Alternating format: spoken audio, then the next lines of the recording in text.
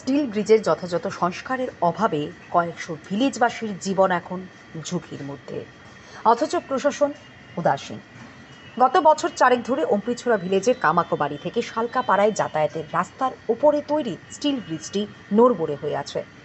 বিকল্প কোনো রাস্তা না থাকায় সংশ্লিষ্ট ভিলেজবাসীরা সহ ছড়ার দুপাড়ের বাসিন্দারা, সরকারি কর্মী এবং স্কুলের ছাত্রছাত্রীরাও জীবনের ঝুঁকি নিয়েই ওই স্টিল ব্রিজটির উপর দিয়ে যাতায়াত করতে বাধ্য হচ্ছেন।